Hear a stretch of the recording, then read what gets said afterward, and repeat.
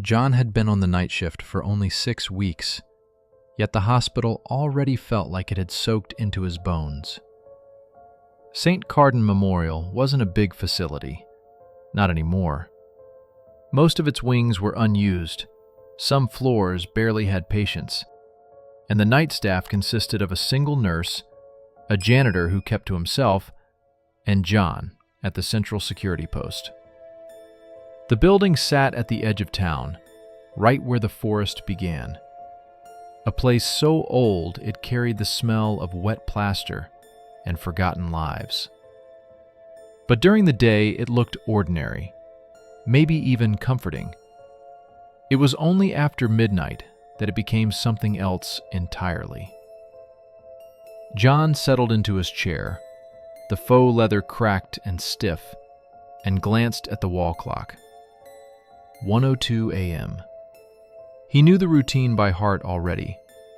The hospital's paging system would issue its automated announcements every 20 to 30 minutes, just as it had for years.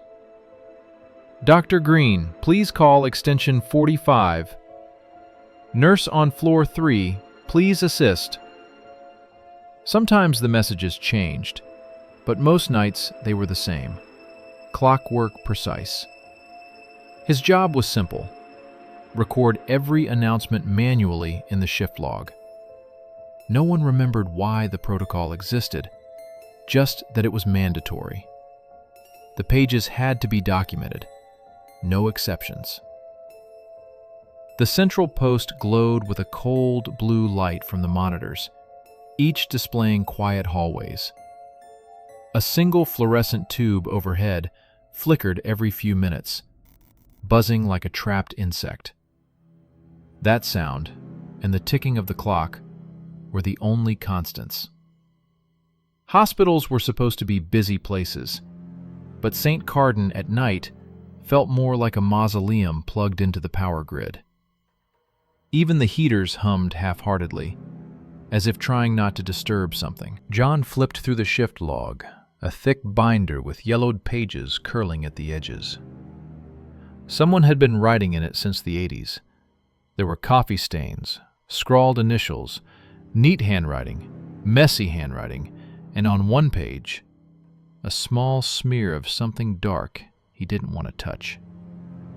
The most recent entries were normal, standard announcements, nothing unusual. But when he accidentally turned too far back, a red slash caught his eye. An entire set of past announcements had been violently crossed out, not once, but repeatedly, as if someone wanted to obliterate the words beneath. He tilted the binder under the monitor's glow. Patient 04 requires containment. The phrase was still visible under the thick red strokes. Another. Protocol breach. Confirm status. And another. Paging Dr. Halden to isolation. Then a heavy red X, almost gouging the paper. John frowned. The announcements were nothing like the ones the system made now. Isolation? Protocol breach? Containment? This wasn't a prison or a research lab. It was a small-town medical center.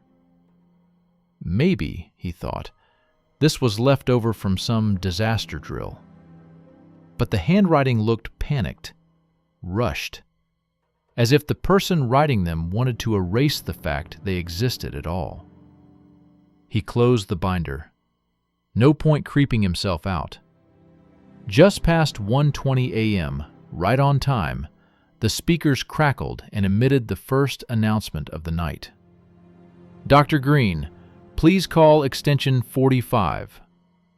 John wrote it down, the routine calming him more than he wanted to admit. Normalcy recorded on paper somehow felt real in a place where silence constantly pressed against the walls. He leaned back, listening. Somewhere in the east wing, a metallic clatter echoed. Probably the janitor's cart. In the west hallway, the motion sensor occasionally flickered as the heater kicked on.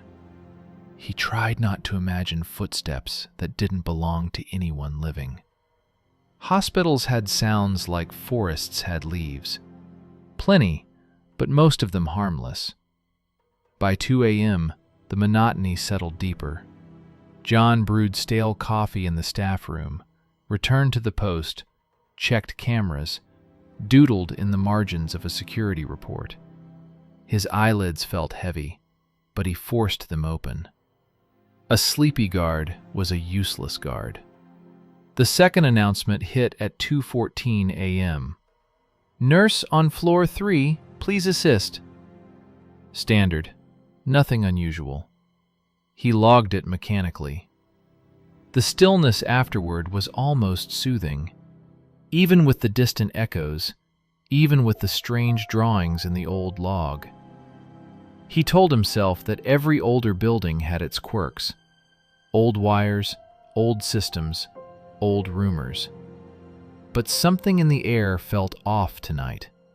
Like the silence was expectant, leaning in, waiting to see if he'd notice. John checked the clock again without meaning to. 2:56 a.m. Almost time for the next announcement.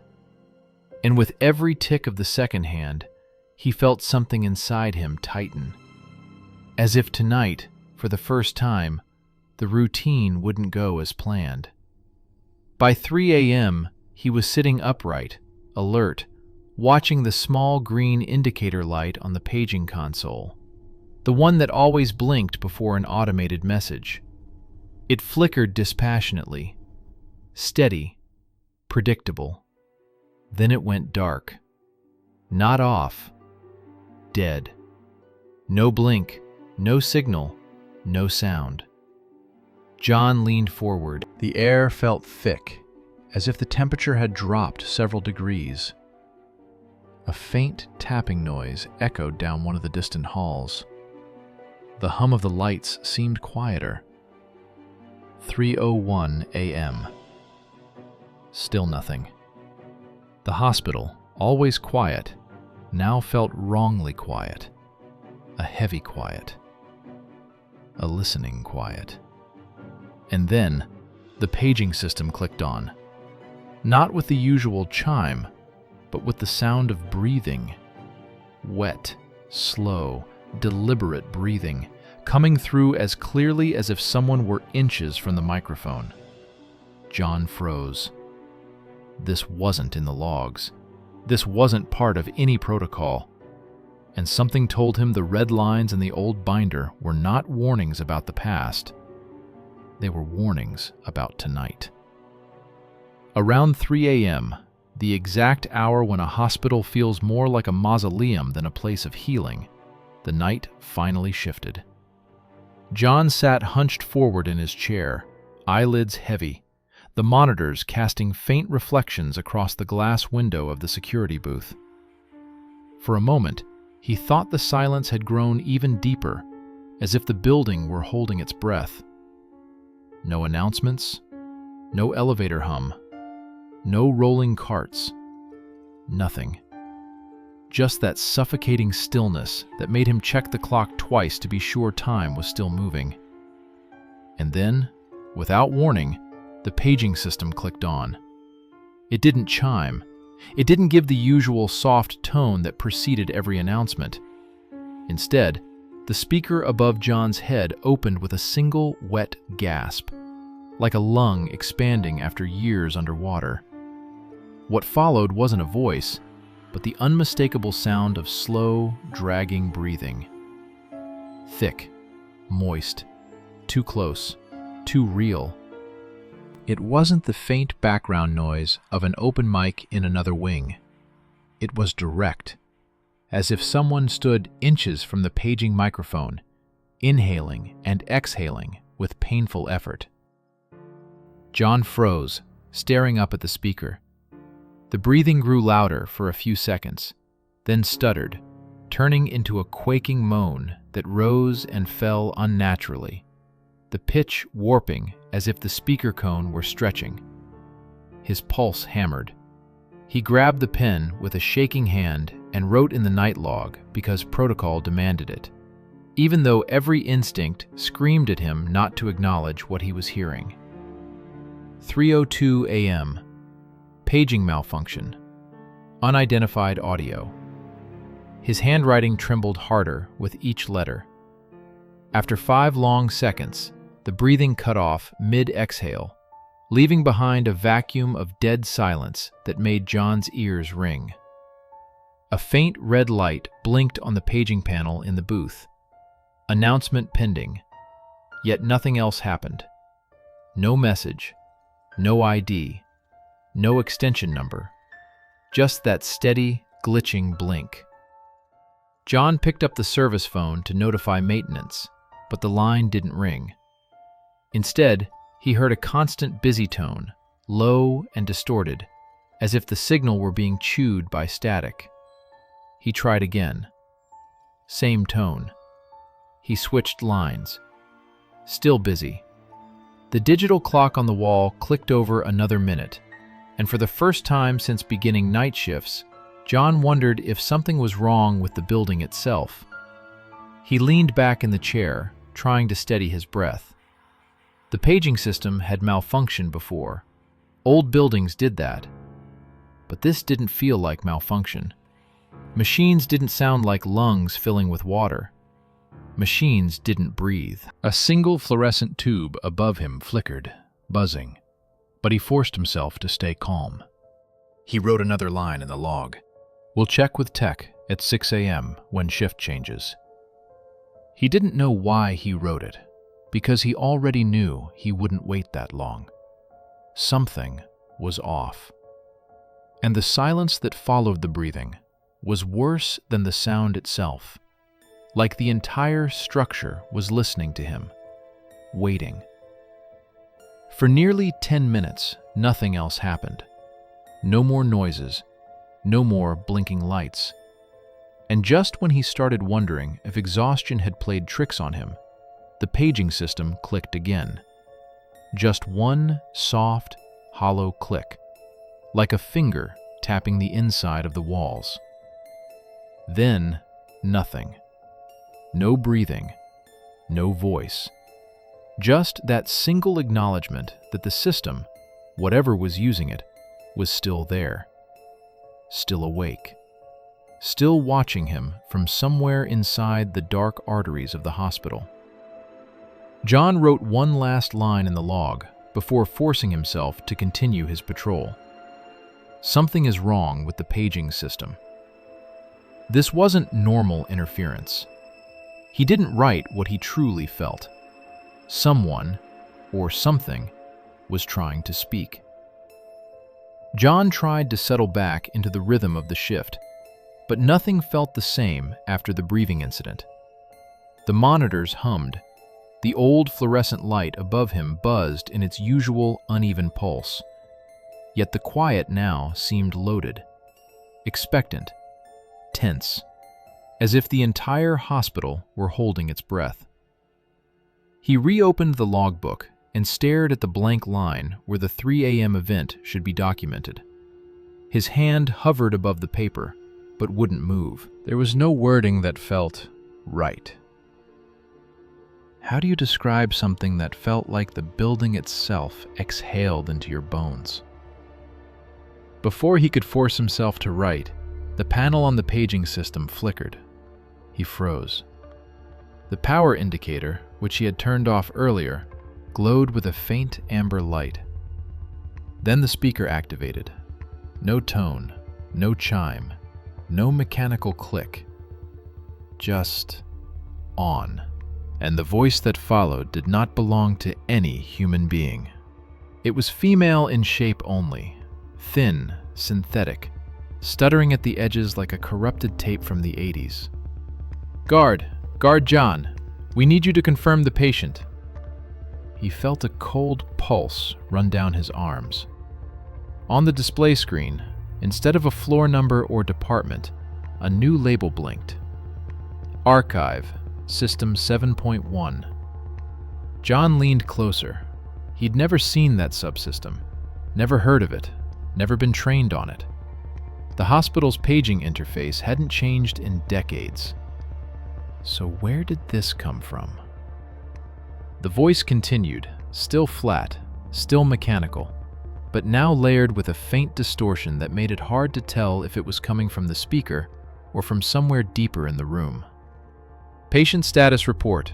Temperature, 92.4. Pulse, absent. Last record update, 1971. John felt the air thicken around him. 1971. That was long before this wing even existed. He flipped through the logbook, desperate, frantic, and as he did, something impossible happened.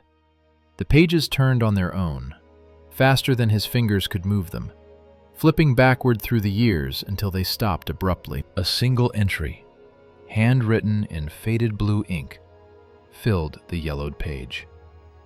Patient 04. Status requires confirmation. It had been struck through with a heavy, violent red line. Not corrected, not edited. Erased. The speaker crackled again. "Guard John, please confirm the patient." This time the voice was quieter, closer, as if it was no longer speaking through the hospital system, but whispering from just behind his left shoulder. He didn't turn around. He couldn't. Instead, he reached toward the paging panel, intent on shutting it down completely, but the light on the display pulsed brighter, almost rhythmically, like a heartbeat that didn't belong to anything alive. The voice repeated, barely above a whisper, "Please, confirm the patient." Then the speaker cut out with a soft pop. Silence swallowed the room. John's hand shook as he touched the logbook again. The red line on the page, the one striking out the patient's name, was still wet. John remained frozen in his chair long after the voice evaporated from the speakers, leaving behind only the electric throb of empty air. Something in the room felt heavier now, as if the system had taken a breath in preparation for something worse. He stared at the page that had updated itself in his logbook, the ink still glistening as though written seconds ago. The words were unmistakable. The same patient from the archives, the same date, the same red line that someone had violently carved across it decades earlier. But now the ink pulsed like a wound reopening. He pushed himself up from the chair, his legs trembling. He had to shut the system down. Whatever was happening wasn't just a glitch or malfunction. Not after the voice had spoken his name with that impossible familiarity. He crossed to the control cabinet on the wall and flipped the main power switch to the paging system. The switch snapped down with a definitive click, and the overhead lights momentarily dipped. For a long second, nothing happened. Then the speakers crackled back to life with a dry, rattling gasp. The same mechanical breath as before, as if mocking his attempt. "Impossible," he whispered to himself, though he already knew that logic had no place in this situation anymore. He went to the cabinet again, yanked open the metal panel, and reached inside to pull the fuse relay. As he ripped it free, sparks spat onto his sleeve, burning small holes through the fabric. But the system didn't die. Instead, the sound shifted into a low-frequency hum that vibrated through the floor tiles. It wasn't coming from the overhead speaker now, but from somewhere deeper in the building, diffusing through the very bones of the hospital. John stumbled backward as the lights overhead began to flicker one by one down the length of the hallway, creating a nauseating strobe effect. At the far end of the corridor, he saw the magnetic door locks engage and disengage in rapid succession, metal bolts clacking with manic speed. Every door on the wing responded, as if caught in a storm of commands, none of which he had issued. He pressed his back against the control desk and tried to steady his breathing, But the hum only intensified, carrying a faint, layered chorus beneath it, like distant, overlapping voices. He lunged for the emergency kill switch behind the desk, a red lever enclosed in a cracked plastic cover. Tugging it down should have cut power to the entire wing. Instead, as soon as he pulled it, every speaker in the hospital erupted simultaneously. The sound wasn't just loud, it was an all-consuming roar that swallowed the air itself. Metal vibrated, papers flew from the desk, and the windows along the corridor trembled as though something massive was trying to push its way inside. Somewhere within that roar came the distorted, broken voice of the system. It didn't sound synthetic now. It didn't sound human either. It had become something between the two, cold, enraged, wounded. "Code failure!" it bellowed, each word shattering into a dozen metallic echoes. "Patient not confirmed." John covered his ears, but the sound pressed through his hands, through his skull. He felt it in his teeth, in the back of his eyes. The announcement repeated, louder this time, the last word stretched into a shriek that scraped like rusted metal dragged across concrete. "Patient not confirmed." Then the lights failed completely. The roar collapsed into a suffocating silence so abrupt it made his ears ring. John waited, his heart pounding, expecting another announcement, but none came. Instead, a soft thud echoed from down the hallway. A slow, deliberate step, then another, each separated by a long pause, as if whatever was approaching needed time to balance itself, or as though it had not walked in a very, very long time. John's breath hitched. The sound grew closer, dragging slightly, as if weight shifted unevenly across limbs not meant to bear it. He tried to convince himself it was a nurse, a late-shift doctor, anyone alive. But something deep inside him already knew the truth. The steps didn't match any human cadence. Too slow, too heavy, too final. Behind him, the logbook rustled. He turned in time to watch the pen lift from the page as though plucked by invisible fingers. The tip pressed down and began to write, the strokes sharp and mechanical. Guard John, assigned responsible for confirmation. Shift not complete. John staggered away from the desk, his throat tightening. The steps were now close enough that he could feel the faint trembling of the floor with each impact. A cold draft brushed the back of his neck, the kind of chill that seemed to seep from somewhere deeper than air-conditioned hallways.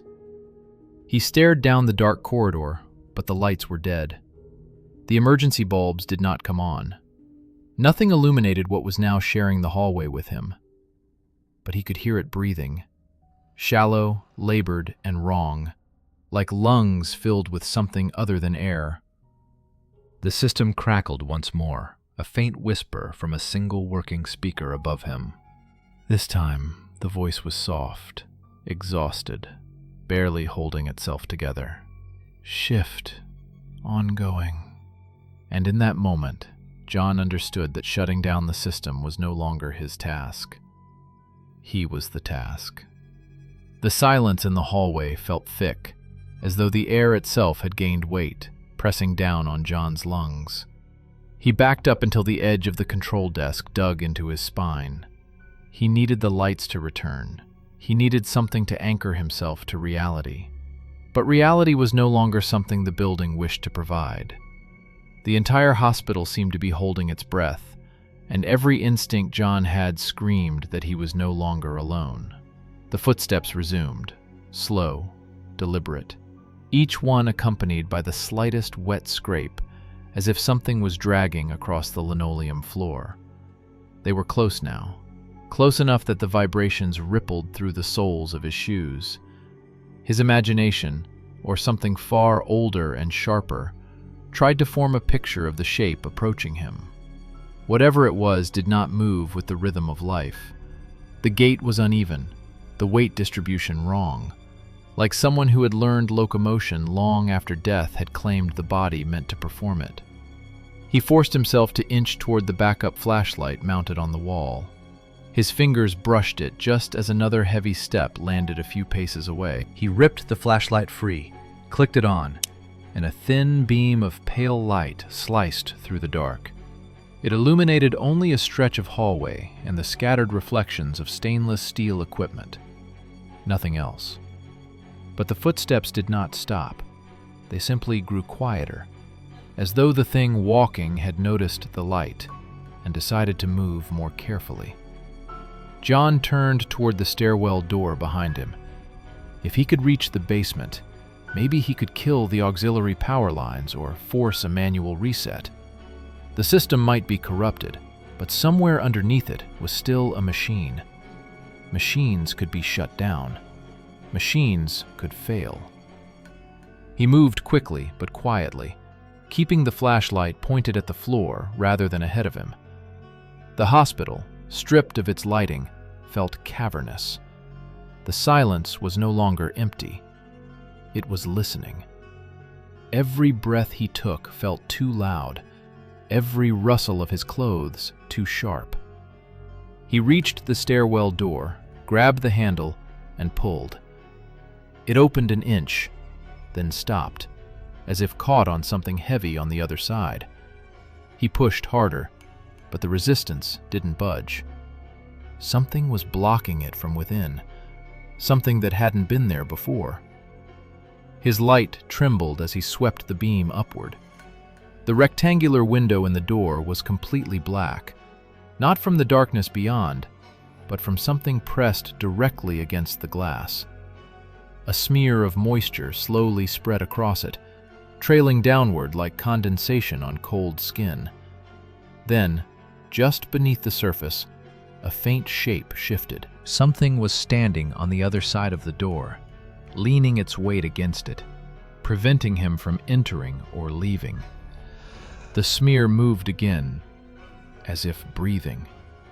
John stepped back, pulse hammering. His flashlight flickered once, despite fresh batteries. A moment later, the overhead speakers crackled to life with a distorted hiss, and the same exhausted voice whispered through the dark. "Guard, John. Error persists." He turned toward the control desk, the only place left where he had tools, logs, any connection to understanding the nightmare. As he approached, the monitors sprang on simultaneously, flooding the room with a sickly blue glow. Every screen displayed the same interface: Archive, System 7.1. Lines of ancient patient logs scrolled upward, many corrupted, many marked as deceased. But one name pulsed red at the top of the list. The patient the system had demanded he confirm. A notification appeared across all screens. Status: unconfirmed. Another line followed. Protocol: escalation authorized. John barely had time to process the meaning before the monitors shifted to security camera feeds. Every hallway was empty. Every floor was abandoned. But in the last feed, the one pointed directly at the corridor outside the security office, he saw movement. The figure was difficult to comprehend, not because the footage was grainy, but because the shape itself refused to be fully seen.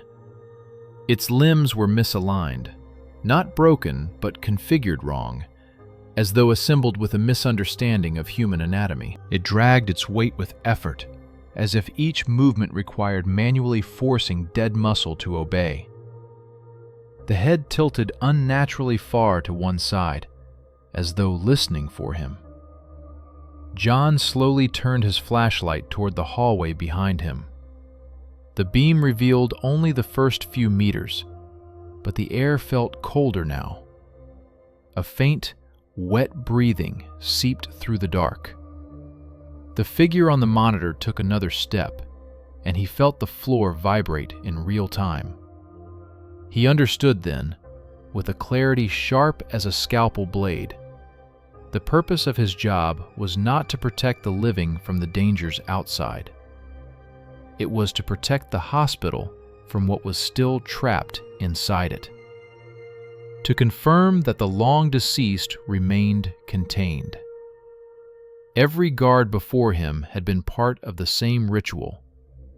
Every logbook entry, every redacted page, every crossed-out announcement was not an error. It was a warning. He was meant to keep the dead in place, and he had failed. The lights flickered once, then died completely. The only illumination came from the humming monitors, their glow casting long, warped shadows into the hallway. John gripped the flashlight, knowing it was a laughably small defense. The breathing grew louder, closer, accompanied by the faint pop of joints moving in ways they no longer should. The speakers whispered one final time, so soft he had to strain to hear it. Manual correction in progress. Something stepped into the reach of his flashlight beam. He never saw its face, only the suggestion of a collapsed chest, skin gray and water-swollen, and limbs that sagged at angles defying their design. The flashlight sputtered. His heartbeat roared in his skull. The flashlight died. In the pitch black, something entered the room with him. There was a long exhale, cold and damp, brushing the side of his neck. A hand, or something shaped like one, settled on the logbook. Pages turned rapidly on their own. Then, with a final heavy stroke of ink, a new line was written in the dark. Guard John. Shift continues. And the hospital accepted him. There's a certain kind of silence that only exists far below the earth. It presses against you, settles on your chest, fills the empty spaces of your thoughts like cold water rising slowly, inch by inch. John didn't believe that until the night he took the job. A simple security shift in a decommissioned Cold War bunker buried beneath 24 meters of soil and forest. On paper, the assignment sounded almost laughably easy. Monitor the entrance, keep logs, perform a routine check of the corridors every 2 hours. Do not access Sector B without authorization. It was the Sector B line that felt wrong. Not suspicious, just wrong. Like a leftover rule from a place that had been abandoned too long to matter. The elevator that brought him down had rattled the whole way, cables groaning as if the shaft hadn't been used in decades. When the doors slid open, he half expected dust, spider webs, derelict corridors. Instead, the bunker greeted him with a washed-out orange glow of old emergency bulbs, barely flickering yet persistent. The air carried a sterile chill, the kind you feel in morgues or server rooms. John's post was inside the main operations room, the largest chamber in the complex. The place still looked operational. Rows of analog monitors, metal cabinets with faded labels, thick power cables snaking across the floor like petrified vines. A wide table in the center held a collection of untouched binders, each labeled with 4-digit years: 1960, 1961, 1962. Their corners curled with age. The smell of old paper hung in the air like stale breath. For the first hour, nothing happened. No movement, no sounds except his own footsteps echoing through the empty halls, and the constant, deep hum of a generator hidden somewhere behind reinforced walls. Every sound in the bunker behaved differently.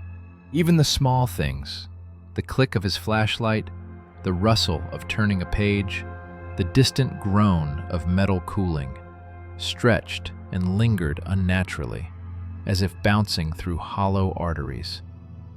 Sometimes he swore he heard a second echo, slightly delayed, like something deeper in the structure was repeating the noise back to him. At 1 a.m., he logged his first checkpoint. At 1:30, he made his first corridor sweep. The bunker had 3 main hallways, forming a crude triangle, each lined with faded government signs: command, communications, logistics, lower access. He walked them in the same order the previous guard had outlined during the handoff briefing. Nothing unusual, just concrete walls, peeling paint, the same stale smell of dust and metal. But on his way back toward operations, he noticed a strange detail. A metal door at the far end of logistics, one that the previous guard had explicitly said was sealed shut, stood slightly open. Not enough to enter, just a narrow, dark slit. Too intentional to be an accident, too subtle to be hostile. John approached it slowly, listening. Silence. But thick silence, like the air behind the door hadn't been disturbed in years. He gently pushed the door. It resisted halfway, scraping against the concrete floor. The beam of his flashlight cut through the darkness and revealed only stacks of boxes and dust-covered shelves. Nothing moved. He closed it again, or rather, tried to. The latch wouldn't fully catch, as if something inside held it back only a few millimeters, just enough to prevent sealing. John wrote it down in his log. Protocol was protocol. Back at the operations room, he sat down for a moment, letting his ears adjust. The bunker hummed like a living thing beneath the earth. Pipes vibrated faintly behind the walls. Somewhere deep below, air ducts exhaled a low, metallic sigh. He opened one of the binders, not out of curiosity, but boredom. Inside, transmission transcripts typed in all caps by old machines. Tuesday, 2:14. Reactor test scheduled. Tuesday, 2:16. Transmission lost. Tuesday, 2:17. Repeat, transmission lost. Most pages were crossed out with thick black ink, but one page, near the end, carried a handwritten note in red pencil. Do not relay after midnight transmissions. Unknown origin. John frowned. After midnight? It had been well past midnight for almost 2 hours now. He flipped the page. The next sheet was torn, violently ripped, as if someone had tried to remove a message but didn't finish the job. A jagged edge remained, with only a few typed words visible. Reinforcements inbound. Hold your position. He leaned closer. The ink looked newer than the rest. Before he could examine it further, a sound cut through the room. Soft, electrical, like someone turning on an old radio.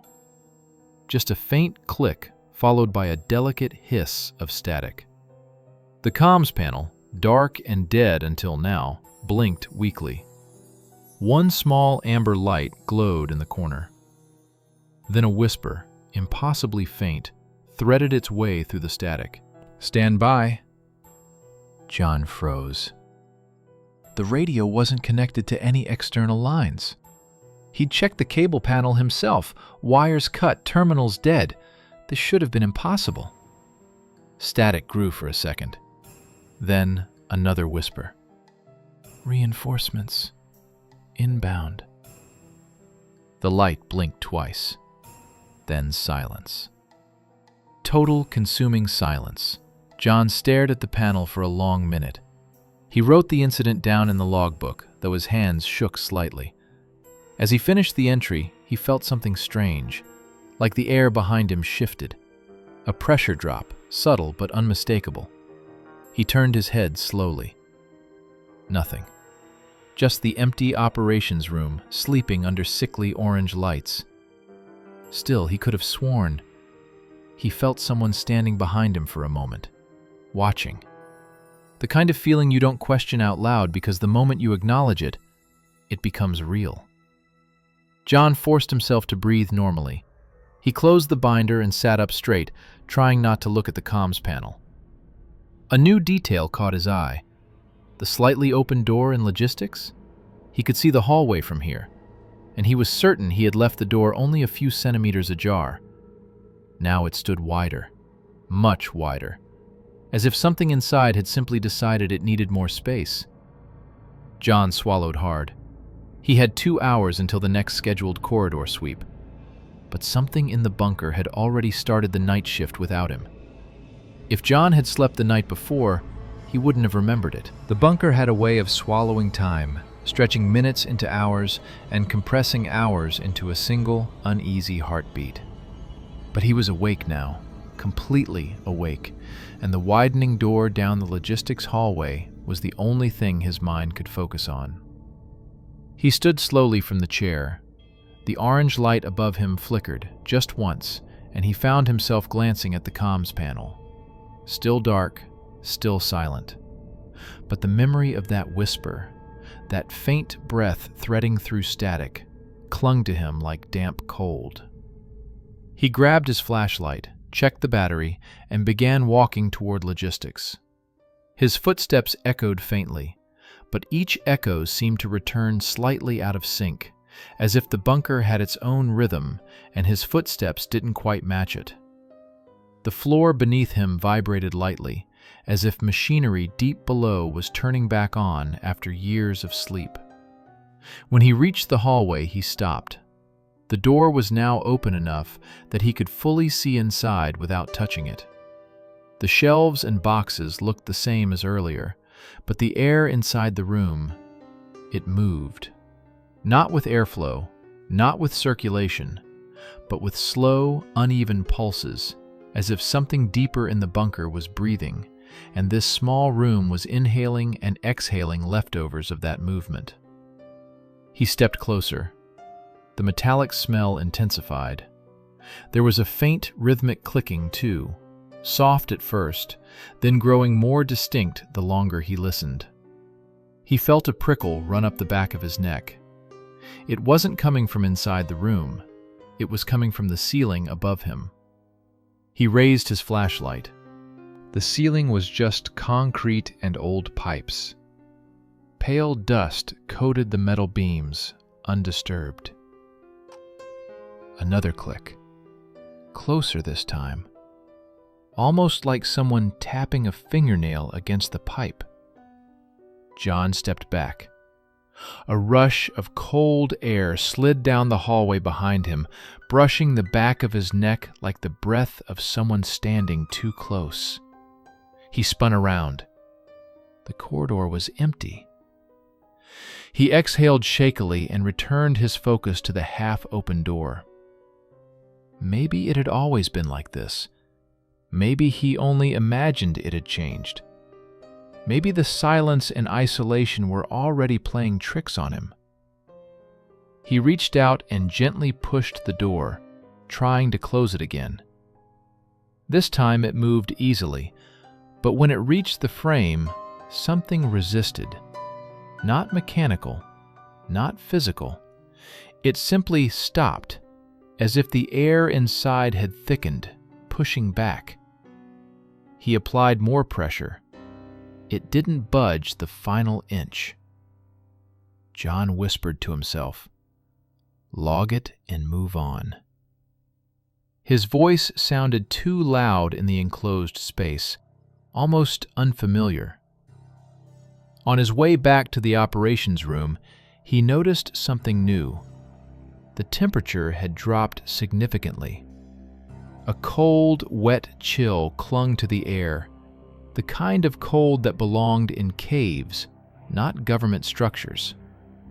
He walked faster. Inside operations, nothing had changed, or so he thought. The binder he had left closed now lay open on the table. A different page, yellowed, curled, and marked with typewriter ink that was beginning to fade. He approached slowly, pulse skittering in his throat.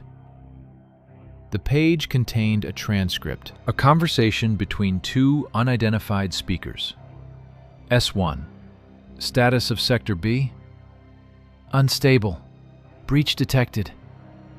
Lockdown protocol? Door won't seal. The last line was underlined in red pencil. He ran a thumb along the edge of the binder. He hadn't touched it since the radio whisper. No one else could have come into the room. He would have heard the door open. Sound traveled too clearly in the bunker for anyone to sneak around. The old fluorescent above the table flickered, making the ink on the page tremble as if it were still wet. Then the room filled with a soft, low hum. John's first thought was that the generator had surged, but the hum was too close, too localized. It seemed to come from the floor beneath the center of the room, vibrating upward through the table legs, through the chair, up through his bones. He pressed his hand against the metal table. Warm. Too warm. The hum deepened, shifted, and then resolved into something like a voice. Not words, just vibration shaped into almost speech, as if something was trying to talk through solid steel, but didn't remember how speech was supposed to work. He backed away from the table. The humming cut off immediately. Silence crashed back in. He swallowed, trying to steady his breathing. The bunker wasn't supposed to be powered enough for anything like this. The only system still active was the emergency generator, and it wasn't capable of powering comms, intercoms, or whatever the hell was humming under the floor. He told himself to sit down, keep it together, finish the shift. He didn't sit. Instead, his eyes drifted toward the hallway visible from the operations room. The door in logistics was open wider. Not much, an inch, maybe two, but enough to see that something inside had changed. One of the boxes that had been on the far shelf earlier now lay on the floor near the doorway, as if someone, or something, had pulled it closer. John tried to force a rational explanation. Maybe when he pushed the door, the vibration knocked it loose. Maybe it slid on its own. But the floor in that room was perfectly flat.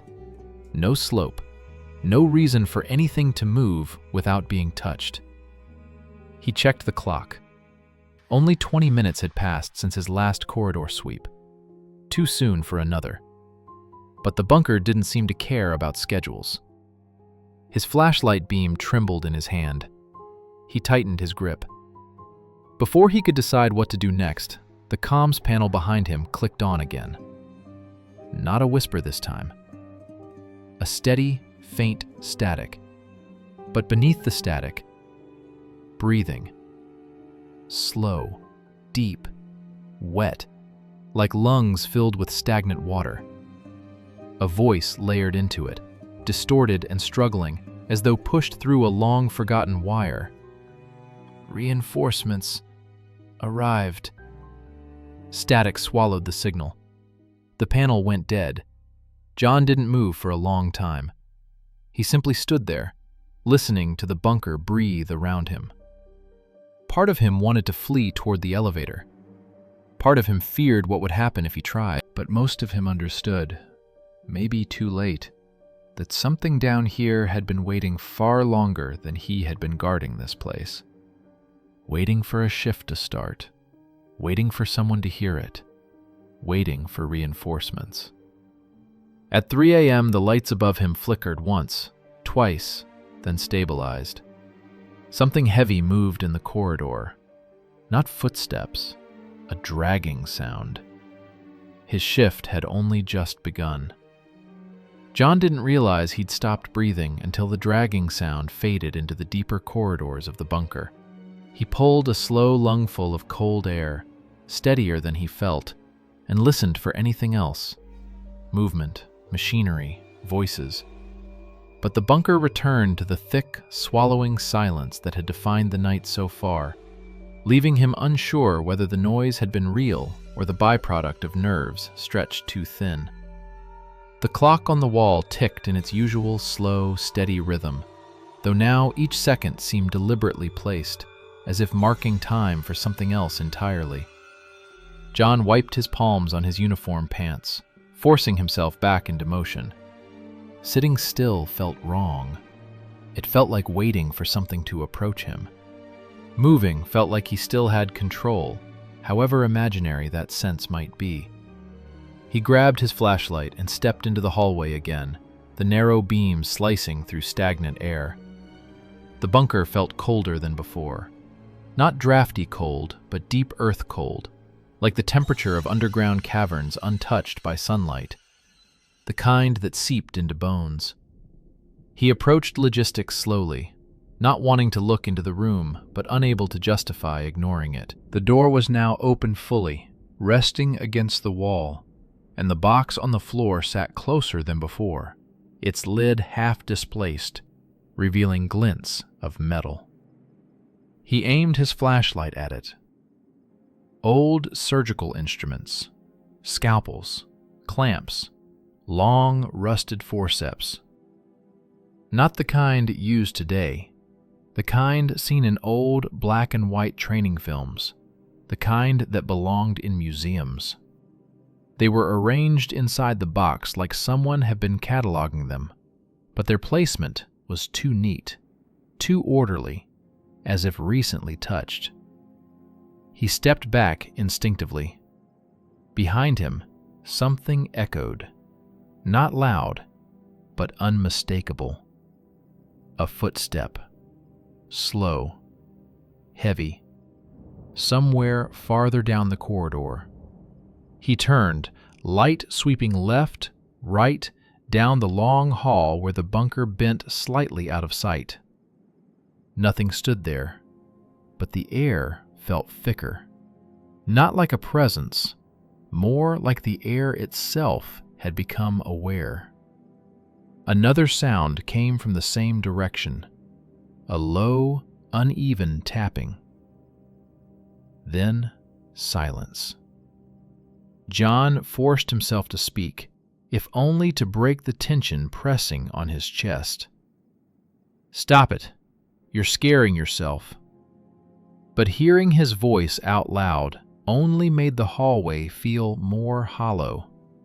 He backed away from logistics entirely and moved further down the main corridor toward archive storage. It was one of the oldest wings, a place where previous guards left dusty cabinets filled with outdated paperwork, lists, handwritten logs, and hundreds of documents related to the bunker's original purpose. Except John had never known what that purpose was. No one did. It was an embarrassing truth among the night staff. They guarded a structure whose function had been scrubbed from every modern record.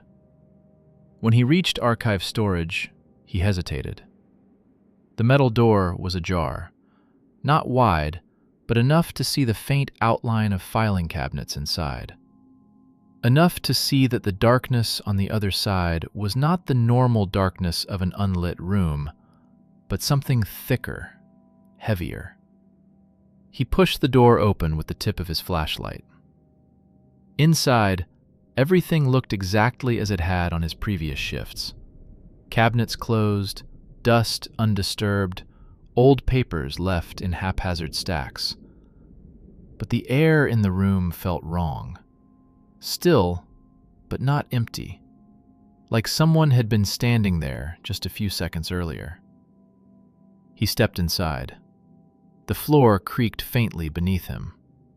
John scanned the room slowly. Nothing had been moved, nothing out of place, but the quiet wasn't the same silence of the operations room or the hallways. This quiet felt deeper, like the room was absorbing sound rather than lacking it. He approached one of the filing cabinets and pulled open a drawer. Inside were dozens of yellowed documents, some typed, some handwritten. He flipped through them carelessly at first, then froze when he found an older sheet, the paper almost brittle. It was a shift report, dated 1981. Guard on duty, B. Haskins. He read the note written at the bottom. Third night of hearing movement below Sector C. Logged but unresponsive supervisor. Advise future guards, if footsteps change from dragging to walking, do not approach. The phrase coiled in his mind. Dragging to walking. He closed the drawer quickly, pulse rising. Suddenly, the comms panel in the operations room clicked on in the distance, a high, sharp sound that carried clearly through the corridor. John felt the hair on his arms rise. He moved back toward operations, fast but trying not to run. When he stepped inside, the panel light was on. Steady. Green. It shouldn't have been green. Green meant someone was actively transmitting. And then he heard it. Breathing. Slow. Deliberate. Not the strained or drowning breaths from earlier. These were purposefully paced, as though whoever or whatever was breathing was doing so right into the microphone. A faint hiss, like static rubbing against the edges of a mouth. Then a voice, low and broken, slid through the speakers. Shift. Not complete. The light flickered. Another voice layered beneath the first, distorted beyond recognition. Status. Confirm. Location. John stepped away from the panel. The voices overlapped, whispering and rasping, like multiple broken signals bleeding into each other. He couldn't make out all the words, but he didn't need to. The tone was enough. They were looking for something. Or someone. Maybe him. The overlapping whispers rose into an unstable swell, then abruptly stopped. The green light stayed on. The temperature dipped again, enough that his breath now fogged faintly in front of him. And then, from the hallway, he heard it. A dragging step. Slow. Closer. Followed by a second step. Not dragging this time. More like a foot testing its weight. A third. Closer. John aimed his flashlight toward the hallway, but didn't step out. The beam only reached a few meters before dissolving into darkness. Then something changed. The smell. A faint metallic scent, like old blood drying on steel. The same smell from the logistics room, only fresher, stronger, as if it were coming from something alive. The footsteps grew louder, no longer dragging, now walking. He held his breath. Something was turning the corner of the corridor. Something that didn't worry about hiding its sound. Something that walked as if learning how. He slowly retreated until his back touched the far wall of operations. The comms panel light flickered and turned red. A voice crackled through, lower than before and far too close. Reinforcements arrived. John didn't move. The footsteps stopped just outside the doorway. The bunker exhaled, and the light above him went out.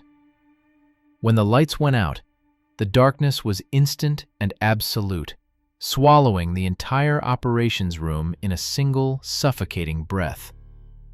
John froze, barely daring to inhale, listening for any hint of movement. For a moment, there was nothing. Just the lingering echo of the last footstep he'd heard before the blackout, as if it were still hanging in the air, unfinished. Then the emergency lighting system clicked once, trying and failing to start. Inside, everything looked exactly as it had on his previous shifts. Cabinets closed, dust undisturbed, old papers left in haphazard stacks. But the air in the room felt wrong. Still, but not empty. Like someone had been standing there just a few seconds earlier. He stepped inside. The floor creaked faintly beneath him. John scanned the room slowly. Nothing had been moved. Nothing out of place. But the quiet wasn't the same silence of the operations room or the hallways. This quiet felt deeper, like the room was absorbing sound rather than lacking it. He approached one of the filing cabinets and pulled open a drawer. Inside were dozens of yellowed documents, some typed, some handwritten. He flipped through them carelessly at first, then froze when he found an older sheet, the paper almost brittle. It was a shift report, dated 1981. Guard on duty, B. Haskins. He read the note written at the bottom. Third night of hearing movement below Sector C. Logged but unresponsive supervisor. Advise future guards. If footsteps change from dragging to walking, do not approach. The phrase coiled in his mind. Dragging to walking. He closed the drawer quickly, pulse rising. Suddenly, the comms panel in the operations room clicked on in the distance. A high, sharp sound that carried clearly through the corridor. John felt the hair on his arms rise. He moved back toward operations, fast, but trying not to run. When he stepped inside, the panel light was on. Steady. Green. It shouldn't have been green. Green meant someone was actively transmitting. And then he heard it. Breathing. Slow. Deliberate. Not the strained or drowning breaths from earlier. These were purposefully paced, as though whoever or whatever was breathing was doing so right into the microphone. A faint hiss, like static rubbing against the edges of a mouth. Then a voice, low and broken, slid through the speakers. Shift not complete. The light flickered.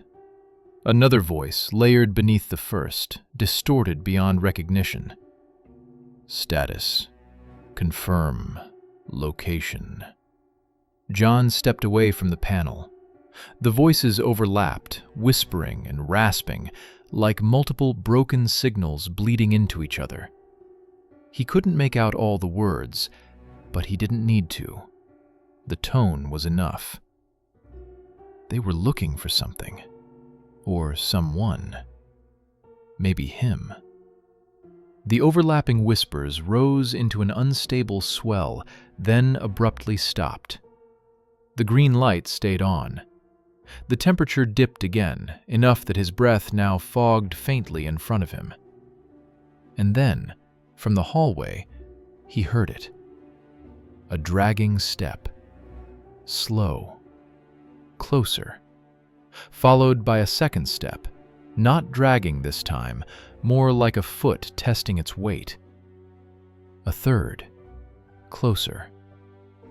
John aimed his flashlight toward the hallway, but didn't step out. The beam only reached a few meters before dissolving into darkness. Then something changed. The smell. A faint metallic scent, like old blood drying on steel. The same smell from the logistics room, only fresher, stronger, as if it were coming from something alive. The footsteps grew louder, no longer dragging, now walking. He held his breath. Something was turning the corner of the corridor, something that didn't worry about hiding its sound, something that walked as if learning how. He slowly retreated until his back touched the far wall of operations. The comms panel light flickered and turned red. A voice crackled through, lower than before and far too close. "Reinforcements arrived." John didn't move. The footsteps stopped just outside the doorway. The bunker exhaled, and the light above him went out. When the lights went out, the darkness was instant and absolute, swallowing the entire operations room in a single, suffocating breath. John froze, barely daring to inhale, listening for any hint of movement. For a moment, there was nothing, just the lingering echo of the last footstep he'd heard before the blackout, as if it were still hanging in the air, unfinished. Then the emergency lighting system clicked once, trying and failing to start. A dry electrical snap echoed along the ceiling, followed by a faint hum somewhere deep within the walls. The bunker seemed to be waking up from a sleep it was never meant to leave. John lifted his flashlight and thumbed it on. The beam trembled, not because the light flickered, but because his hand did. The cone of white cut into the darkness just enough to give shape to the doorway. Nothing stood there. No silhouette. No shadow stretching across the floor. No sign of the footsteps he'd heard approaching. But he felt it. Not with sight or sound, something more primal. The sense of being watched, from very close, by something patient and calculating. He forced himself toward the doorway, shining the beam down the corridor. It reached only a few meters before dying into a wall of darkness. The bunker had never felt this empty, or this full. He took a slow step forward, then another. Each footfall sounded unnaturally loud, echoing off walls that felt too close and too damp, as if moisture had begun seeping into the concrete. Halfway into the corridor, the comms panel behind him clicked on again, its speaker hissing like static forcing its way through damp earth. The voice that came through was softer than before, but clearer. Too clear. "John," it whispered. Not guard, not sir, his name. He turned back, light trembling on the walls. The panel glowed faint red. "Confirm presence," the voice said. "Please confirm presence." He felt ice crawl across his spine. He didn't know what presence it wanted him to confirm. He didn't want to know. Ignoring the voice, he moved farther down the corridor toward the lower levels, toward Sector C, the area mentioned in the old report from 1981. He had never gone deeper than the first staircase. The lower wing was decommissioned long before he took the job, sealed off for structural instability, but he knew now that the restriction had nothing to do with safety. As he reached the stairwell door, a cold draft brushed the side of his neck, not like air conditioning or leakage, more like breath. He jerked the flashlight toward the corridor he'd just walked, just in time to catch a glimpse of movement. Not a figure, not a shape, just something darker than the dark, slipping behind the bend in the hallway. He opened the stairwell door quickly, stepped inside and closed it behind him, leaning against the metal frame. His heart pounded so hard he felt it in his throat. The stairwell was narrow, stretching downward in a long, spiraling descent. Emergency lights flickered faintly here, their glow sickly and pale green, like underwater illumination. The air felt heavier, colder. Not dead, weighted. He started down slowly. The deeper he went, the more the bunker seemed to shift around him. The concrete walls felt slightly irregular, as if altered by years of moisture or something pressing against them from the other side. He tried not to imagine what. Halfway down the stairwell, he stopped. There was something wet on the railing. He shined the flashlight.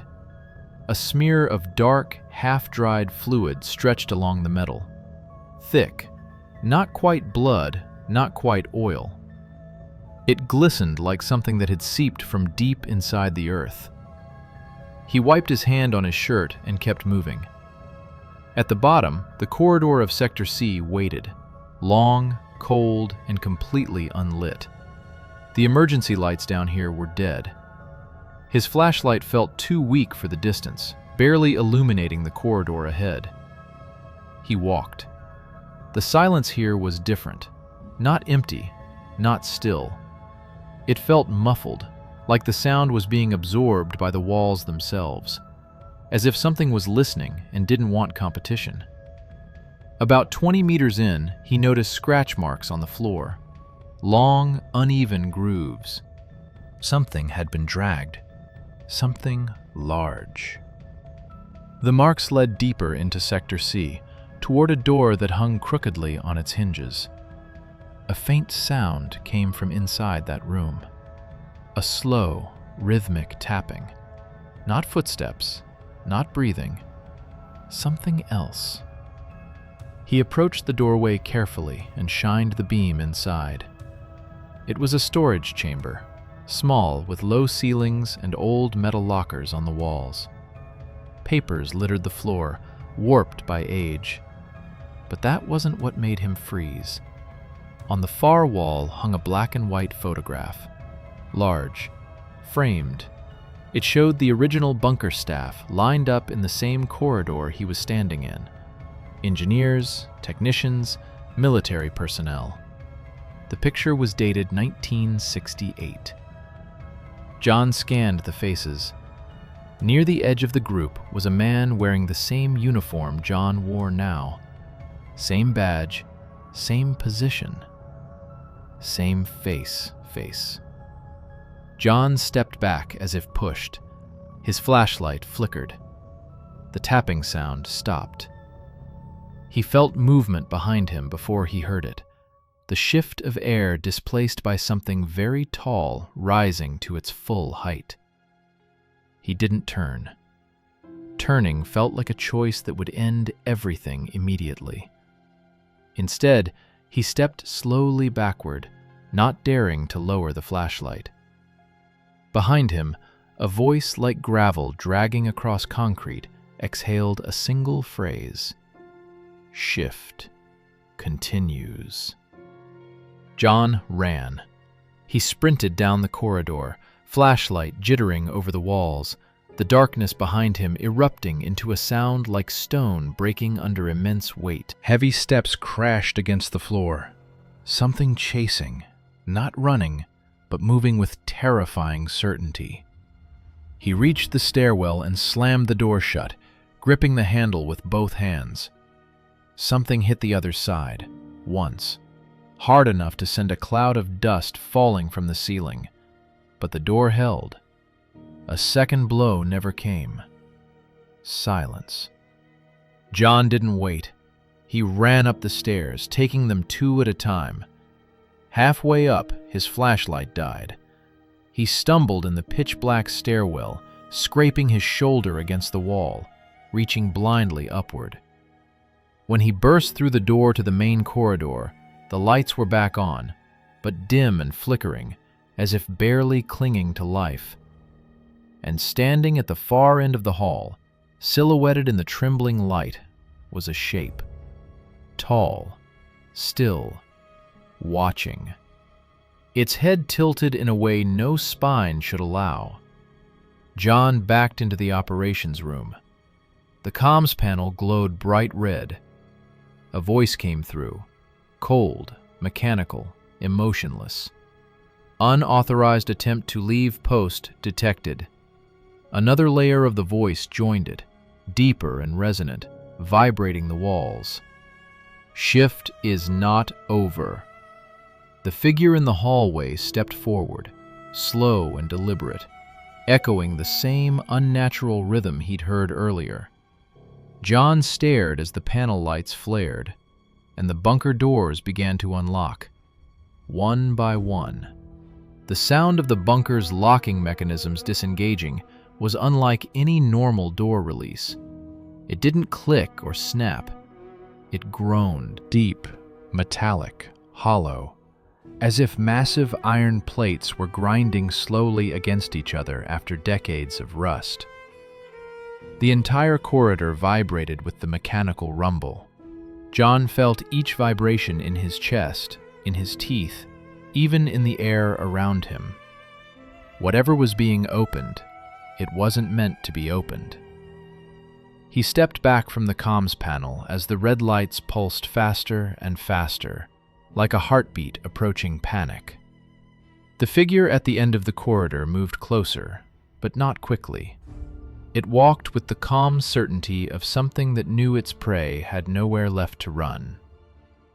John scanned the operations room for anything that could be used as a barricade, a tool, a weapon. But the room suddenly felt stripped bare, as if the bunker itself had removed anything that might allow him to fight back. The floor under him shifted slightly.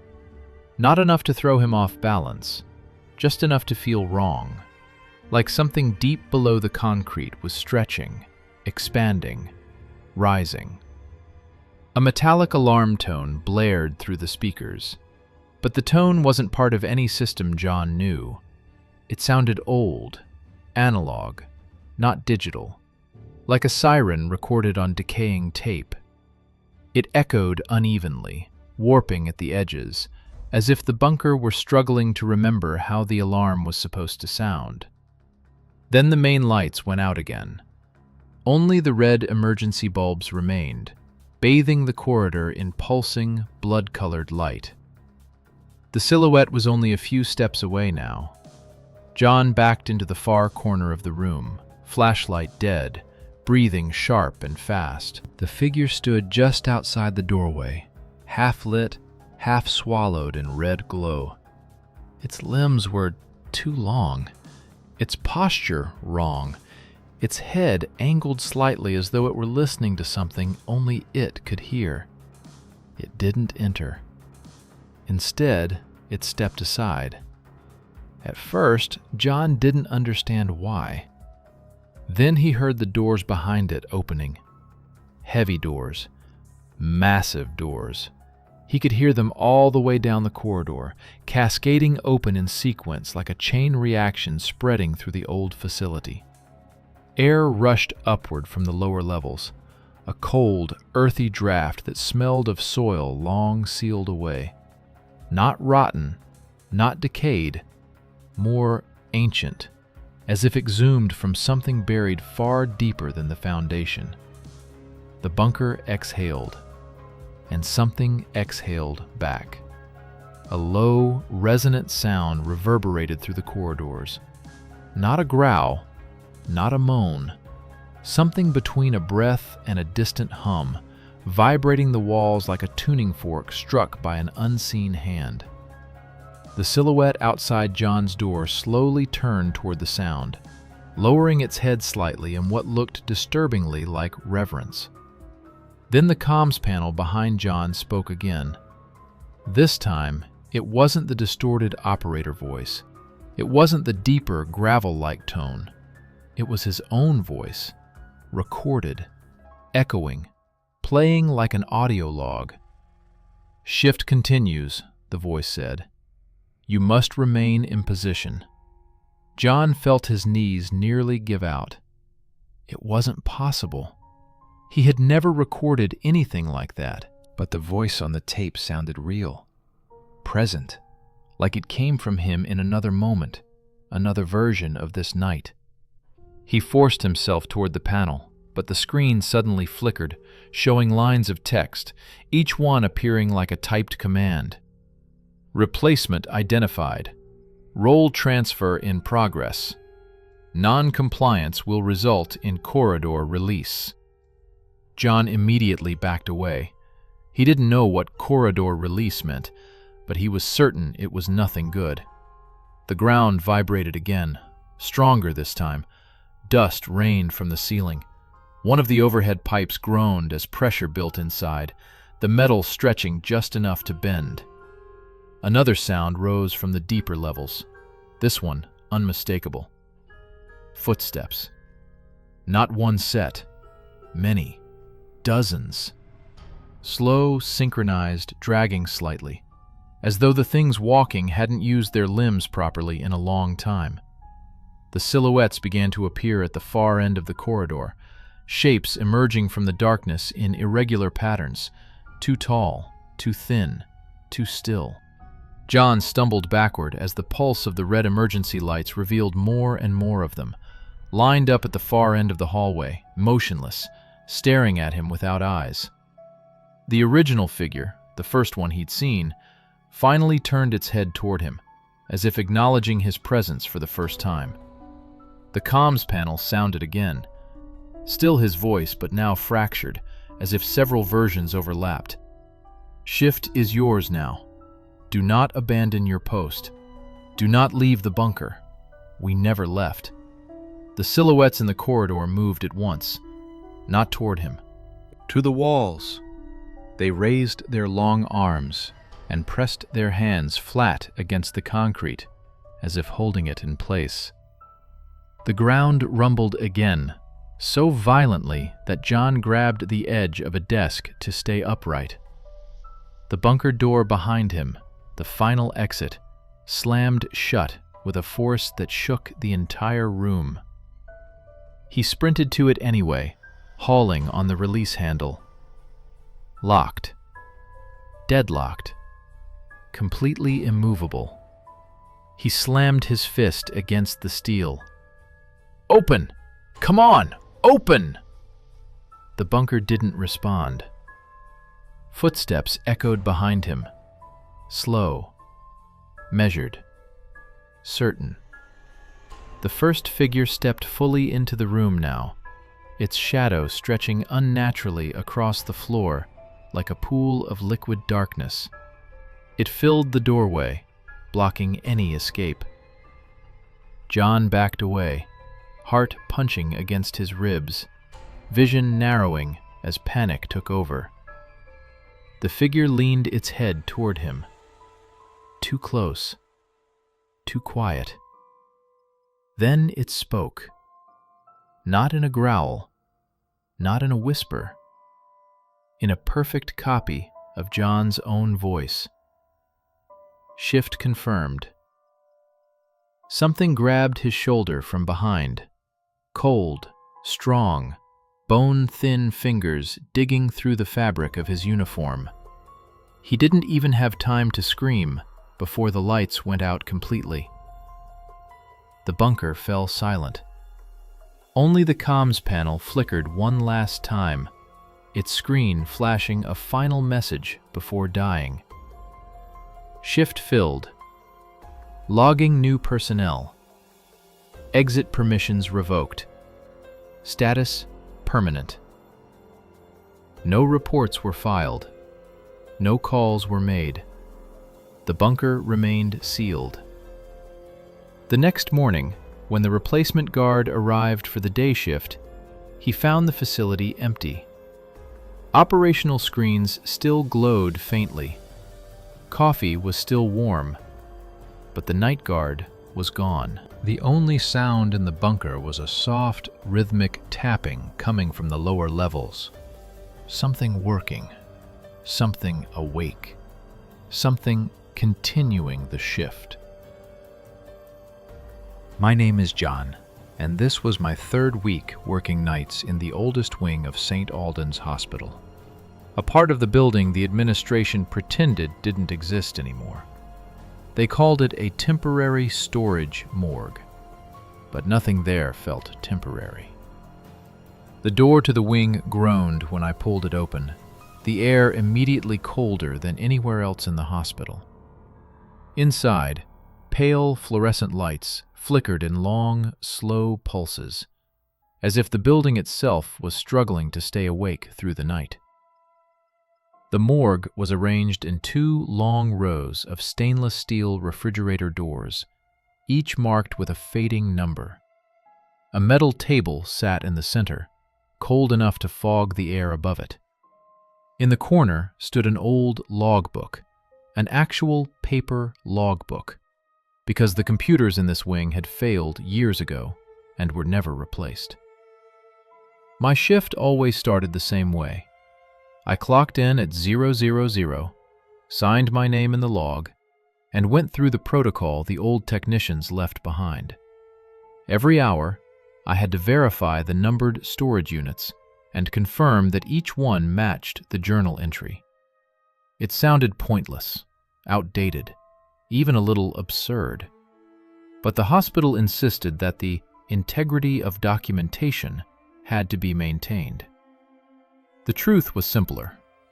Nobody wanted to work here long enough to modernize anything. Too many people refused the shift after their first night. A few lasted a week. Some never came back, even for their last paycheck. The hum of the refrigerators echoed through the room, the only constant noise in the entire wing. Sometimes I thought I heard something beneath it, like live wires or soft tapping, but I always chalked it up to the old ventilation system. I left the logbook open on the desk as I made my first round, identifying tags, numbers, conditions. Everything seemed in order, until I reached compartment 14. It was slightly ajar, not open enough to see inside, just cracked, as if someone had tugged on the handle moments before I walked in. I remembered closing it during my last shift. I stood there for a long moment, uneasy, then pushed it shut with more force than necessary. The metal clicked into place. When I returned to the desk, something new caught my eye. On the last few pages of the logbook, behind recent entries, several much older ones had been crossed out violently with red ink. Not neat corrections, desperate strokes. Whole names blacked out until the paper tore in places. Dates reaching back decades. The names left an impression of being erased by someone who didn't want them spoken or remembered. One note was still legible between the scratches. Patient cannot be confirmed. Protocol suspended. There was no signature. I tried to turn the page, but the next sheet was stuck to the one after it, as if something had dripped on them long ago and dried. I peeled the pages apart carefully, only to find more red slashes, more censored entries. For a moment, I wondered if they taught about this wing during orientation and I simply missed it. But no one ever mentioned anything about old protocols or discontinued patients. This log looked like evidence of something the hospital wanted to bury. At 1 a.m., the first hourly check came due. I closed the logbook, and the room fell silent again, unnervingly silent. Even in a morgue, silence shouldn't feel this heavy. The hum of the refrigerators seemed dimmer than before, like the power was fading. Somewhere deeper in the hallway, I heard a faint echo, almost like a footstep. Too slow, too deliberate to belong to anyone on the night staff, especially since I was the only one assigned to this floor. My radio crackled, not with a voice, just static. Then a soft mechanical click, like someone gently tapping the microphone. I stared toward the hallway, where the darkness pressed against the single, flickering ceiling light. Everything felt wrong in a way I couldn't name, as if the entire wing was holding its breath. That was when I noticed it again. The drawer I had shut earlier. The one I was sure had clicked closed. Drawer 14. It was ajar, wider than before, and I hadn't heard a sound. The moment I saw drawer 14 open again, a cold pulse crawled down my spine. I stood completely still, listening, waiting for any sign that someone else was in the morgue. Nothing. Only the faint buzz of the dying overhead light and the low hum of the refrigerators. The silence felt stretched too thin, like it could snap. I walked toward the drawer slowly, each step echoing louder than it should have in the stillness of the room. The air grew colder, dense enough to sting my lungs. When I reached it, I pushed the handle firmly until it sealed, then waited, hand still resting on the cold metal. For a few seconds, everything stayed still, normal, quiet. Then the PA system turned on, not with the usual chime that preceded hospital announcements, but abruptly, violently. A crack of distorted static exploded through the ceiling speaker above me, so sharp I instinctively covered my ears. The noise died, replaced by something much worse. Slow, strained breathing. Labored, uneven, as if someone was trying to inhale through damaged lungs. It wasn't coming from anywhere in the room. It was pouring directly from the hospital's paging system. I stared up at the speaker, frozen. The breathing grew louder, hitching, like whoever or whatever was on the line had just realized it wasn't alone. The sound shifted, becoming closer, wetter, almost intimate, as if a mouth was pressed directly against the microphone. I stepped backward, legs refusing to move quickly, breath shaking. A faint rhythmic tapping followed the breathing. Tap, tap, tap, like bone against metal. There were no scheduled announcements at this hour, and there was no microphone connected to this wing anymore. They'd removed the PA console years ago. My radio suddenly crackled, snapping me out of the trance. I grabbed it, hoping for another guard, a nurse, anyone.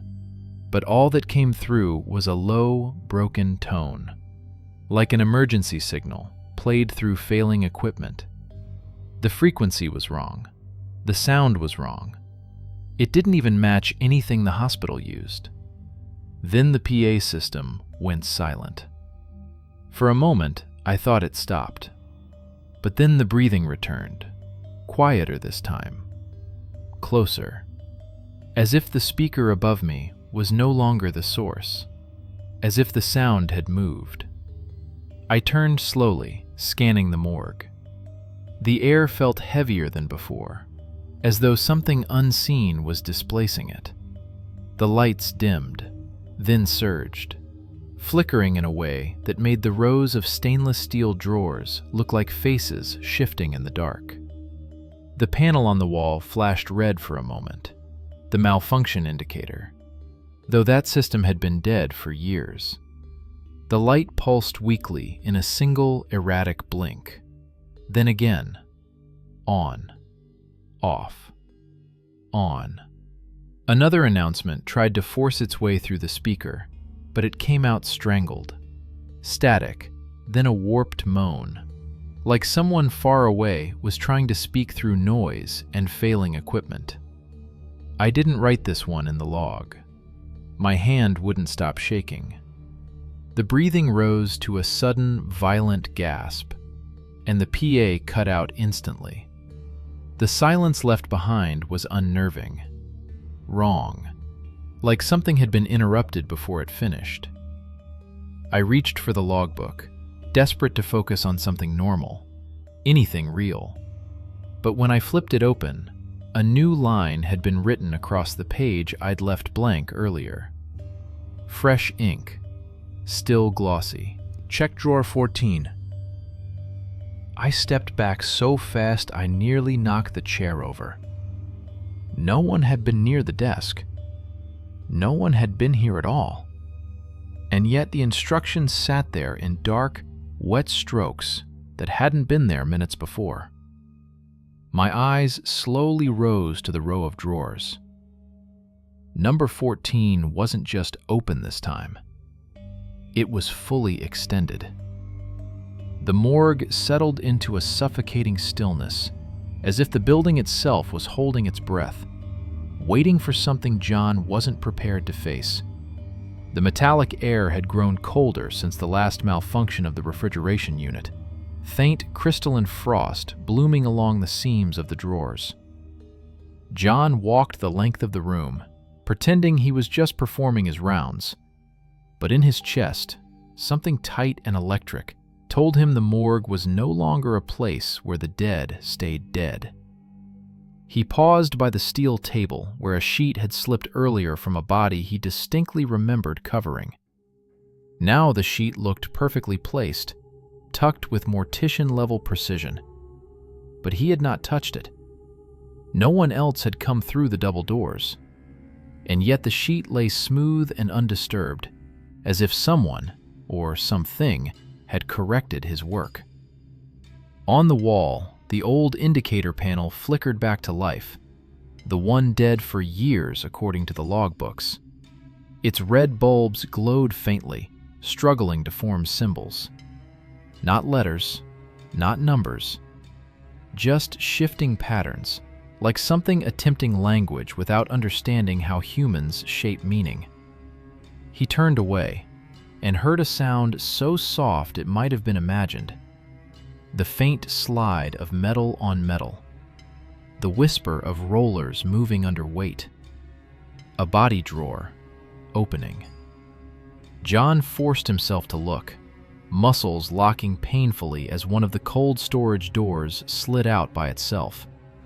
Not violently, not theatrically, slowly, as if invisible hands pulled it with careful intention. The drawer stopped halfway. A sheeted form rose slightly, as if the weight inside had shifted. John couldn't breathe.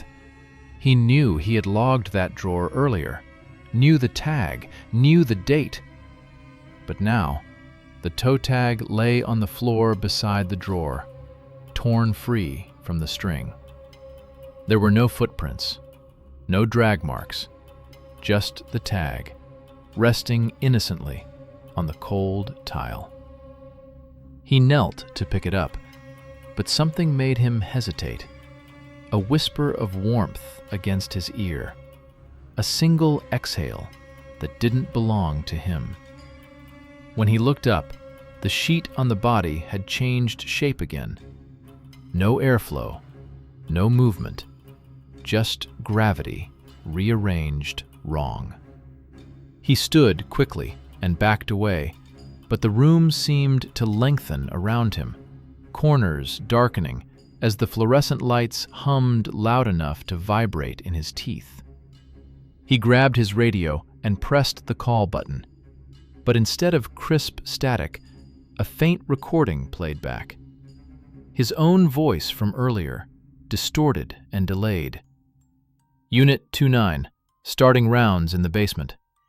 The timestamp was wrong. Hours wrong. The voice looped softer each time, thinning and stretching, as if time itself in the morgue had begun to curl. John slammed the radio off and nearly dropped it as the indicator panel's lights shifted again. This time, the patterns froze into something recognizable. A room number. A room that didn't exist anymore. Autopsy Suite C. Abandoned for 30 years. Condemned. Locked. Sealed after the accident the hospital never put in writing. The panel blinked once, twice. Then the bulbs went black. The morgue followed with them.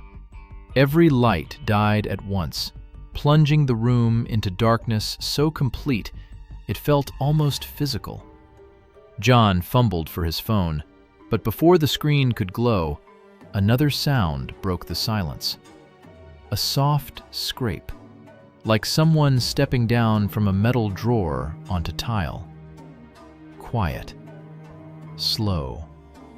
The air shifted, as if a figure had taken space in the darkness beside him. He held the phone close to his chest, afraid even a sliver of light would reveal him. The breathing came first, shallow, uneven, as if lungs unused to working were trying to relearn the rhythm of air. Then the faint drag of fabric across the floor, moving with deliberate weight, as though each step was being remembered rather than taken. John backed toward the double doors, hands brushing the cold metal. Something brushed his pant leg, light, searching, like a person reaching out in the dark for shape rather than to grab. His fear spiked when he realized the breathing wasn't just near him, it was around him, above, below, as if the entire room exhaled at once. A faint emergency light flickered on by the exit, one small red glow, and in that pulse John finally saw a silhouette, a sheeted figure standing upright on the tiles. Its head tilted unnaturally to the side, its posture wrong. The fabric stretched over angles that didn't match a living shape. Beneath the sheet came a dry, brittle shifting. Not speech, not breath. Something trying to wake. Then the figure jolted. Not a step, but a sudden shift, like a skipped frame of reality. John shoved the doors open and ran into the corridor. The red light behind him died the instant he crossed the threshold. The morgue fell silent again, but John knew it wasn't over.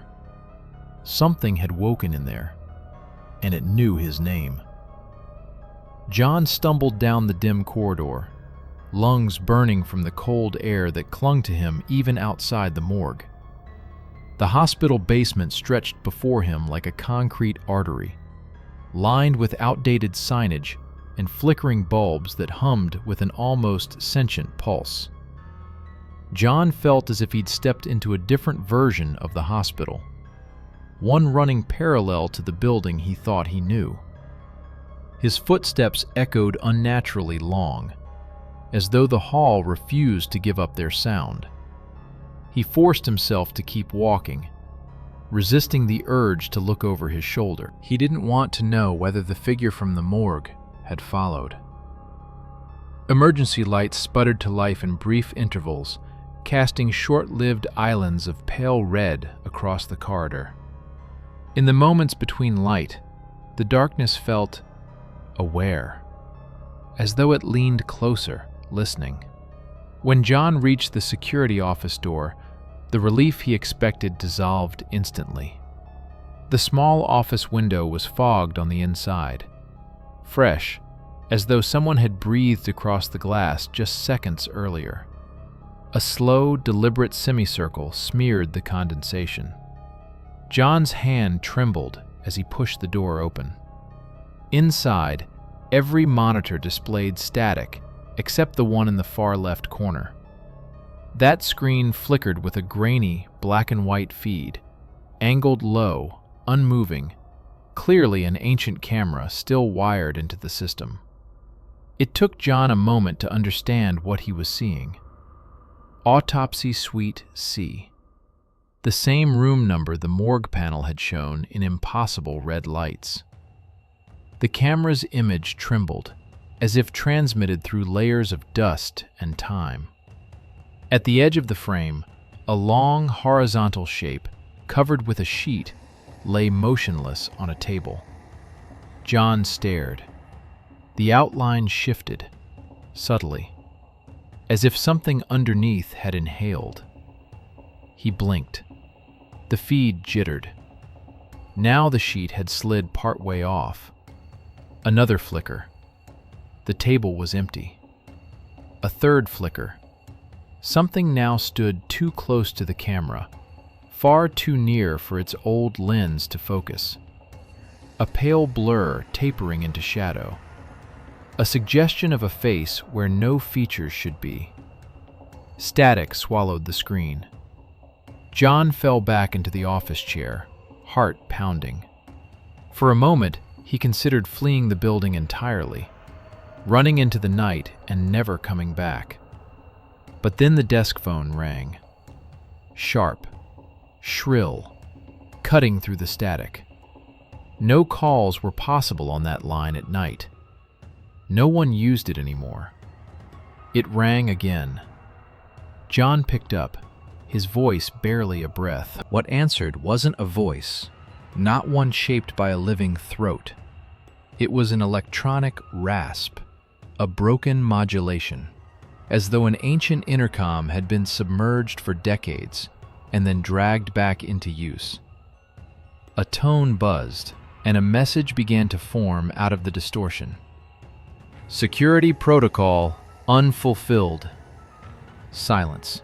Then the voice returned. Confirm patient. Failure to confirm will result in manual intervention. John squeezed the receiver, trying to form words. "I don't know what you're asking me to do," he whispered. But the line didn't answer him directly. Instead, another string of broken mechanical syllables bled through. Patient designation 09. Last recorded status deceased. Last recorded year 1971. The same year referenced by the morgue's whispering machinery. John tried to remember the old manuals, protocols from decades before he was hired, terms that made no sense in a modern hospital. Confirm patient. Why him? Why now? The line crackled one final time. Corridor 5, proceed. Then the phone went dead. An icy draft swept into the office, flickering the overhead light. Something in that cold current felt directional, guiding him, or hurting him. Against every instinct screaming to run, he stepped back into the hall. Corridor 5 was one of the deepest parts of the basement, bordering the disused wings sealed after the fire in the 80s. As John walked, the temperature dropped further, frosting the tips of his breath. Pipes rattled overhead, but the sound wasn't the metallic groan he was used to. It came in patterns, almost rhythmic, almost conversational. The hall grew darker as he progressed. Motion lights didn't activate. Emergency strips blinked out one by one, as though something moved in step with him, extinguishing the world behind him. When he reached the intersection leading to Corridor 5, he stopped. The sign overhead was old, its paint peeling, but that wasn't what froze him. It was the lamp beside the sign. It didn't flicker like the others. It throbbed. A faint pulse of warm light, like a heartbeat, like it was alive, reacting to him. John moved closer. The light curved and warped inside its plastic casing, bending out of rhythm with the electrical hum, almost as if something on the other side was breathing against the surface, distorting its glow. The moment John crossed the threshold into Corridor 5, all sound vanished. Not quiet, not silence, absence. His footsteps, his breath, even the distant hum of generators, gone. As if the corridor existed outside the hospital entirely. The walls were lined with old patient doors, long unmarked, their windows darkened with age. Halfway down the hall, one door stood slightly ajar. Room 509. John didn't remember it ever existing. According to the old blueprint, it shouldn't have. Yet here it was, waiting. Something shifted inside the room. No sound, just emotion felt in the air. John steadied himself and pushed the door open. A single examination table stood in the center, lit by a flickering overhead lamp that shouldn't have had power. A sheeted figure lay on the table, its form rising and falling with faint, unnatural breaths. Frost gathered around John's lips as he stepped closer. The air felt dense, heavy, like the center of a winter storm. The sheet fluttered, then slid away on its own, folding back as if recoiling.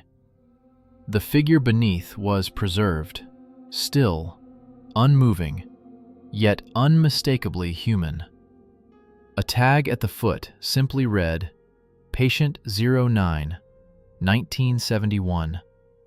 The light flickered sharply, casting the figure in frozen snapshots. Arm still, then shifted. Head angled, and then the figure turned its head toward him.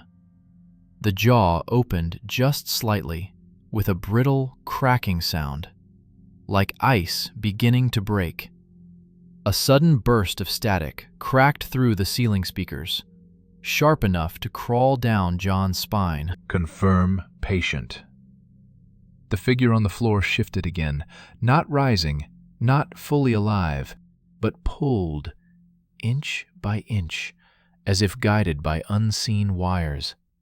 John stepped back toward the door, but it slammed shut before he reached it, sealing him inside. The overhead lamp burst with a sharp pop, sparks cascading across the room. In the flicker of failing light, the figure lurched upright, not smoothly, but in two harsh mechanical jolts. Its head tilted sideways, joints straining with a dry, grinding resistance, like old machinery struggling against age.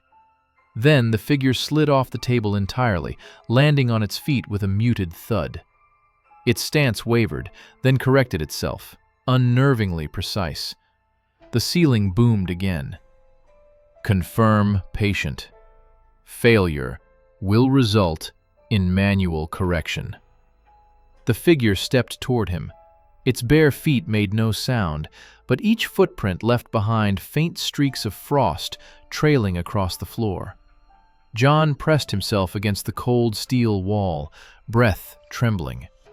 Somewhere deep within the hospital, machinery rumbled to life, a low structural vibration rising from the foundations, as if the building itself were waking after decades of stillness. And beneath that hum, under the figure's staggered approach, came another sound. Footsteps. Not one, not two, dozens, all approaching. From the walls, from the vents, from the dark spaces beyond the sealed wings. All moving toward room 509, toward him. John's pulse hammered in his ears as the corpse took another rigid step toward him. Behind the sealed door, the growing chorus of footsteps multiplied. Soft, uneven taps, heavy drags, the shuffling of bodies that had no right to move. The vibration in the walls deepened, like the whole basement was waking up with a groan older than the hospital itself. The air turned colder still, each breath scraping down John's throat like inhaling powdered glass. The corpse stood only a few feet away now, close enough for him to see the tiny fractures in its preserved skin, hairline cracks tracing the jaw, the temple, the neck. Its head jerked as if pulled by unseen wires, its expression blank but unbearably expectant. As it leaned in, the speakers in the ceiling erupted with static, then reshaped into a single mechanical decree. Manual confirmation required. The lights flickered, slicing the room into fragments of nightmare. In one flash, the corpse was still at arm's length. In the next, its hand twitched upward toward his chest. In the third, it had taken another step, joints snapping like frozen branches. John lunged toward the door, throwing all his weight against it, but the steel didn't budge. It felt fused to the frame. He pounded on it desperately, shouting for help even though he knew no one was on duty down here. Not anymore. Behind him, the corpse inhaled. Not a gasp, not a moan, a slow, deliberate breath. The sound was wrong, rubbery, sticky, like lungs inflating after decades of stillness. Something inside the body shifted wetly, awakening piece by reluctant piece. Then the corpse exhaled his name. Not perfectly, not even humanly, just a broken attempt.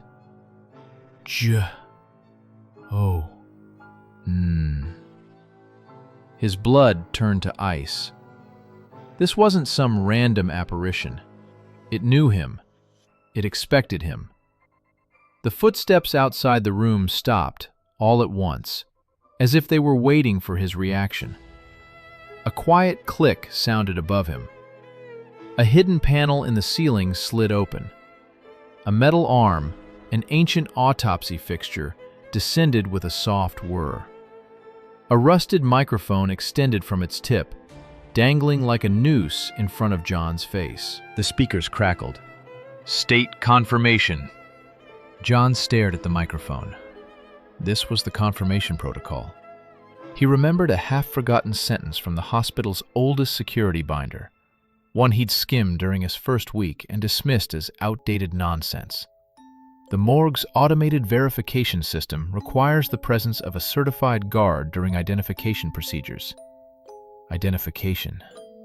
Confirmation. It had never been removed from the system, and now it wanted him to finish the process. The corpse stood motionless beside the table, waiting like an obedient instrument of the protocol. Its head tilted at an unnatural angle, its cloudy eyes locked on him. John swallowed hard, breath trembling. "I confirm the patient," he said, the words barely forming. Nothing happened. The speakers hissed disapprovingly. "Full verification required. State patient status."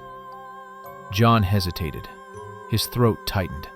He didn't know what would happen if he completed the sentence, or if he refused. The corpse took a staggering step closer. "Please," it wheezed, voice hollow, impossibly strained, as though the air inside it was borrowed. John felt the meaning of the moment snap into place like a trap. This wasn't a protocol to keep bodies identified. This was a protocol to keep something contained. If he confirmed the patient as deceased, would it trap the entity back inside the corpse, completing a cycle that had been dormant since 1971? Or was that exactly what the protocol wanted? To drag him into something older than the hospital itself? The footsteps beyond the door started again, dozens, approaching, converging. The walls trembled. Dust rained from the ceiling. They were coming closer because he still hadn't completed the confirmation. John's voice cracked. "Patient status." The corpse hovered only inches away now, its breath frosting his shirt, its posture stiff, but leaning forward, urging him to finish. His whole body shook. He forced out the words, "Deceased." Silence. A silence so absolute it crushed his ears. The corpse froze mid-step. The footsteps outside halted. The lights blinked out completely. For one long second, John thought it was over. Then the speakers whispered in perfect clarity, "Confirmation valid." The corpse's neck snapped sideways with a grotesque crack. Its arms jerked upward, fingers contorting like hooked claws. A deep, guttural sound erupted from its chest, far too loud for lungs so old. Outside, the entire corridor erupted in pounding fists, elbows, shoulders slamming against the door from every angle. The metal buckled, hinges screaming. The hospital trembled. The voice on the intercom returned, but it wasn't mechanical anymore. It wasn't distorted. It was human, calm, assured. "You were never authorized, John." The corpse lunged. John dove aside, the body crashing into the steel door with impossible force. He scrambled behind the autopsy table as the corpse recovered, limbs bending wrong but moving faster now, driven by something feral beneath its stiff flesh. The room shook as bodies outside hammered harder, trying to break in.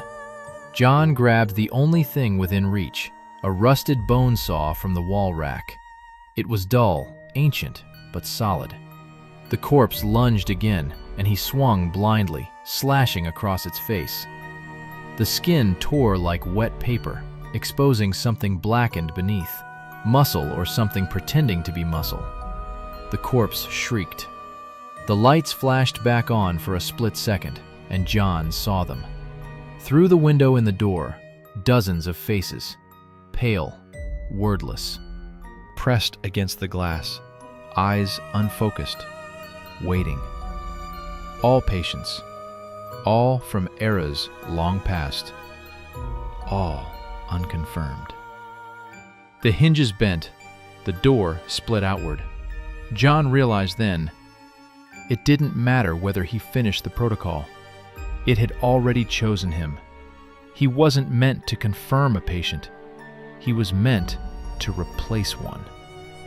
The corpse lunged a final time. The door exploded inward under the pressure of the crowd, and then darkness. For a moment, John felt weightless, floating, suspended in absolute cold. He tried to breathe but couldn't, tried to move but couldn't. His eyes opened. A dim light flickered overhead. A metal table pressed against his back. A sheet covered his body. Footsteps approached. Slow, steady, alive. A voice somewhere above him said, "New patient logged, awaiting confirmation." A different voice answered, his replacement. A new guard on the first night shift. The common hospital announcement tone chimed overhead. "Security, please confirm the body in autopsy suite C." The sheet over his face tightened. Something inside his chest gasped without permission. The final realization hit him like a freezing wave. He hadn't survived the protocol. He had been absorbed by it. His shift wasn't over. It had only just begun.